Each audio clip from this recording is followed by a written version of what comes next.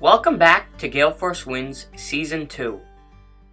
GaleForceWins is pleased to introduce a stream of thought leadership focused on family-owned businesses. Family businesses are a unique breed and often, I think, misunderstood. Something like 3.26 trillion, that's what the T is in Tommy, revenue from family businesses in North America alone. Laura is a strategic planning and leadership development executive with extensive experience in coaching, leading teams, and cultivating relationships in the corporate and non-for-profit sectors.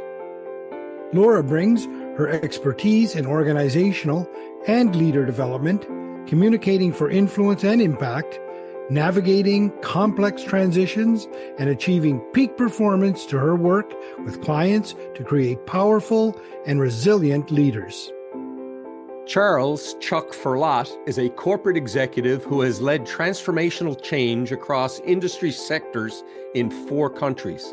Currently, he helps organizations navigate growth and drive productivity through a focus on people, process, and profit. The GaleForceWins podcast is proudly sponsored by Newfound Marketing, a digital marketing agency located in St. John's, Newfoundland. Visit our website at newfoundmarketing.ca to find out how we can help your business grow. Newfound Marketing, a complement to your marketing team. Well, Jerry, a really exciting conversation we're about to have on GaleForceWins. I tell you, there's one thing I really like, and that's small business. Small business is the economic driver, no matter which country you go to. And I'm excited to get into some conversation around that. And some of the coolest small businesses are family-owned small businesses. What do you think? No, I agree. And, we've had the good fortune of meeting 2 very, very accomplished people, and they're going to have a chat about that very topic. Best thing we can do, stay out of the way. Chuck, Laura, why don't you go ahead? Hi, I'm Chuck Firlotte, and with me is Laura Campbell, and we are going to have a bit of a discussion on family-owned businesses. Laura, what got you first interested in the concept? Well, those family businesses are a unique breed and often, I think, misunderstood. They're a huge driver economically, and perhaps you'll share with us a couple of statistics, because when you and I started talking and you did share the statistics with me, I was actually taken by surprise. I wasn't aware of the significance of them. And yet they have some unique challenges and some unique opportunities. And I think it would be great to talk a little bit about that. Well said. Well, they generate more than 50% of the GNP, the gross national product, in the US alone. 19% of the Fortune Global 500 are family controlled.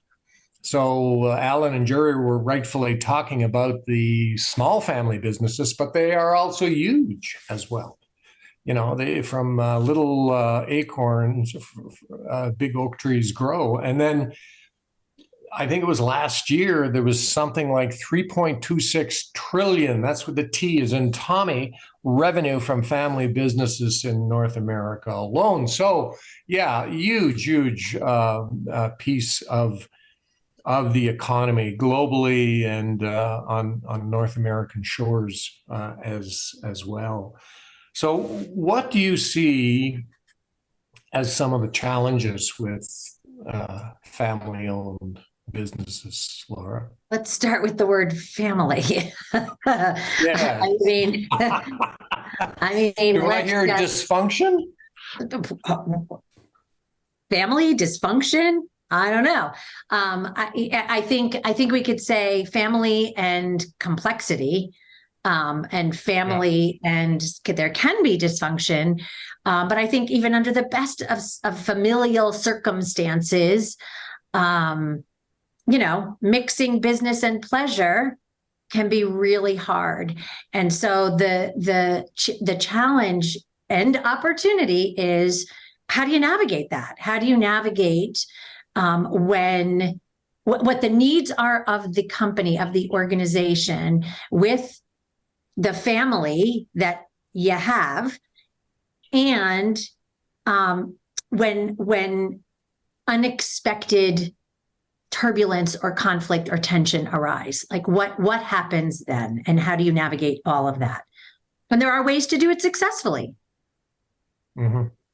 Well, you're right in that families, by very definition, are most often dysfunctional. I have known very few. As a matter of fact, I don't know any families that don't have some element of dysfunctionality. But somehow, certain family businesses seem to surpass the dysfunction and the clunkiness of being a family unit, and get on to doing well. And when they do well, they do exceptionally well. That's been demonstrated as well. I know that there's one statistic in businesses that says that 50% of businesses that start up don't make it for past the 5-year mark. And then 80% of that remaining 50 don't make it past the 10-year mark.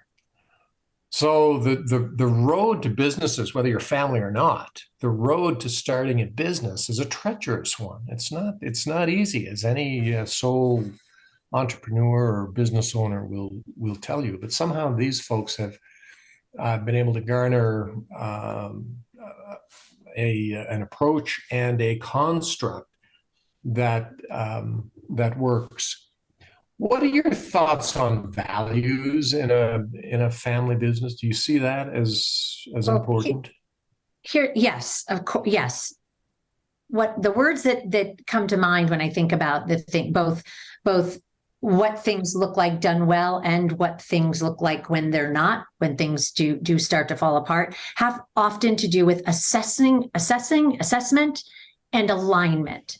Right. Yep. So values would be one of those things. There's opportunities. And by the way, assessment and alignment over time, growth and evolution.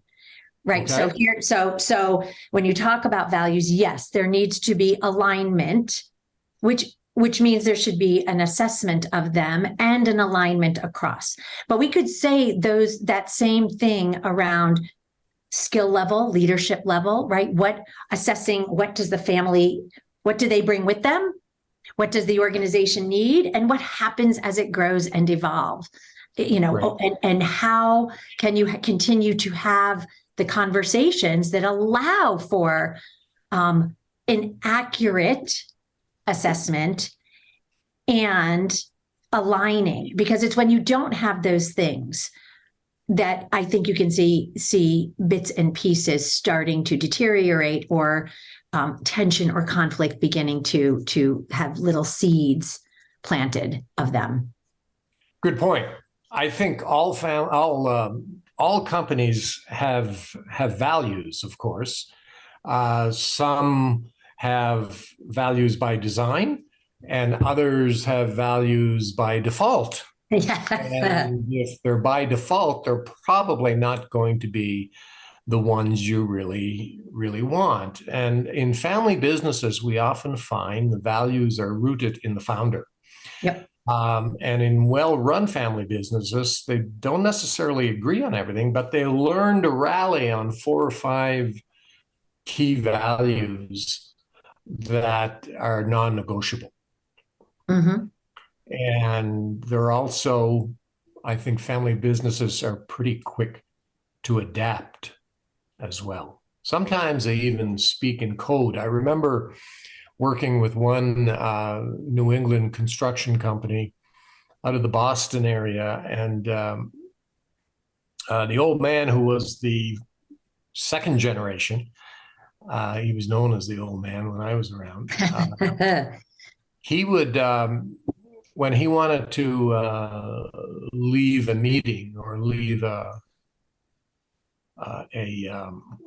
discussion, he would just kind of tap his head a couple of times, and his son knew that it was time to get up. They know each other, they trust each other, but they're also capable, of course. Families are also capable, and this gets into the negative side, of having vicious feuds. And we've seen families torn apart,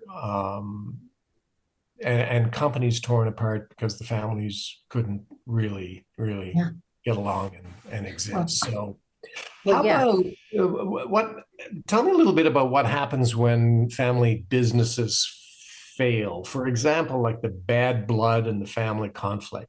Talk to me a little bit about that and why it happens. Um, Do you think are there ways of preventing that? Are there ways of protecting the family from itself? yes. Oh, yes. I mean, relationships at large are complicated when it comes to business. Family relationships are going to be even more so, right? There's more emotion. Right.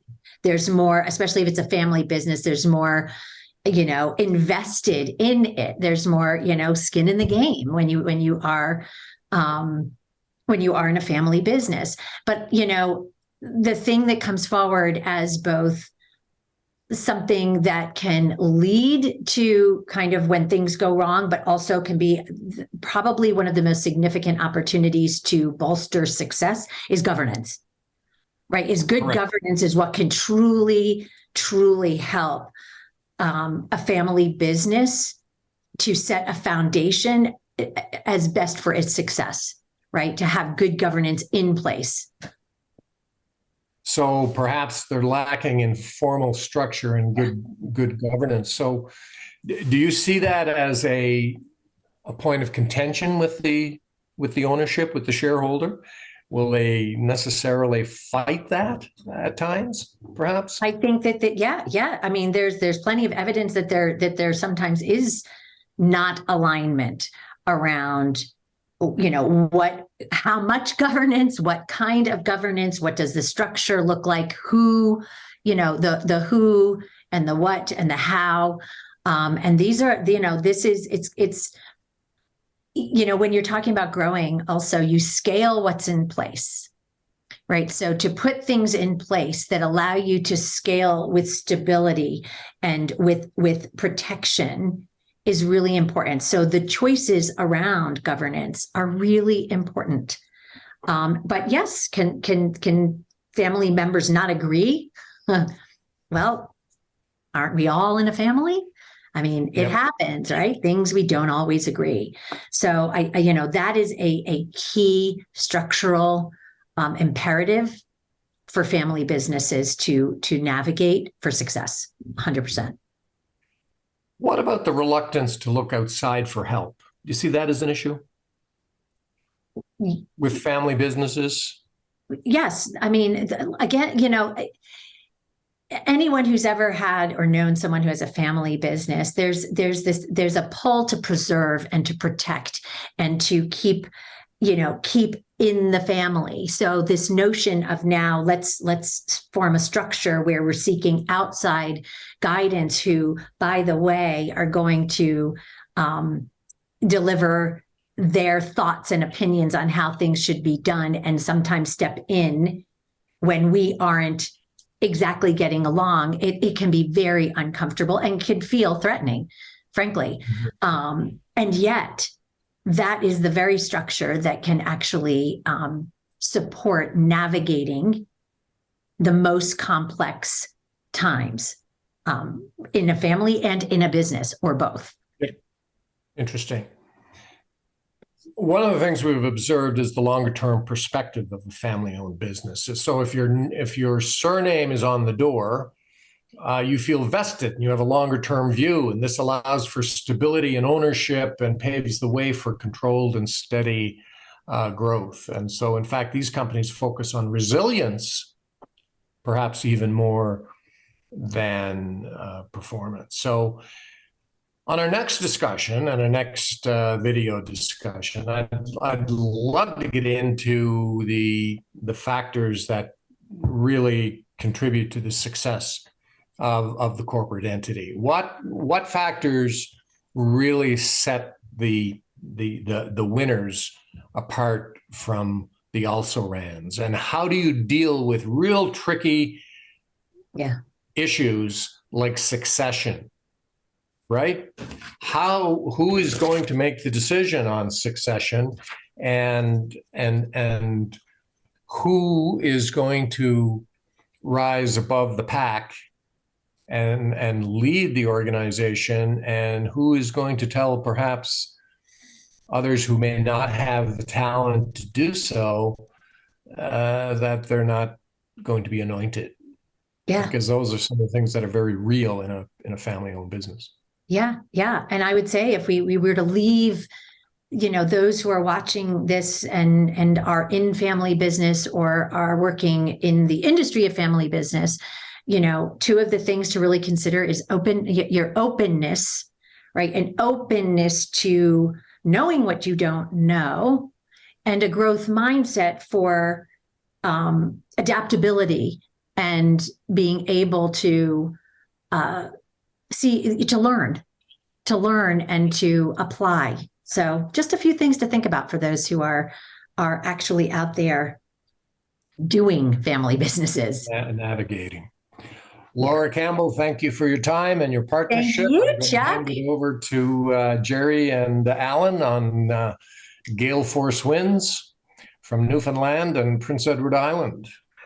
What an amazing conversation. It was such a pleasure just to sit back and listen to you talk about this. The topics that you discussed were complicated and messy in a family and in a business, but yet you were able to distill them down in a very understandable format. And I think that you've really given us an awful lot to think about. I look forward to the next episode. How about you, Jerry? Well, absolutely. I'm not sure. We'll have to figure out when that next episode is, because there's too much here that's very, very interesting. And I learned a lot just listening to you.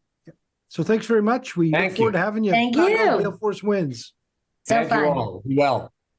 GaleForceWins is pleased to introduce a stream of thought leadership focused on family-owned businesses. Family businesses are a unique breed and often, I think, misunderstood. Something like 3.26 trillion, that's what the T is in Tommy, revenue from family businesses in North America alone. Laura is a strategic planning and leadership development executive with extensive experience in coaching, leading teams, and cultivating relationships in the corporate and non-for-profit sectors.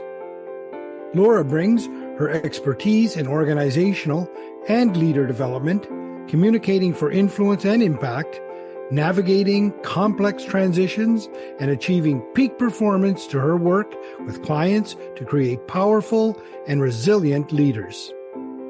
Charles Chuck Firlotte is a corporate executive who has led transformational change across industry sectors in 4 countries. Currently, he helps organizations navigate growth and drive productivity through a focus on people, process, and profit. Thank you for tuning in to GaleForceWins. That's GaleForceWins, WINS.com.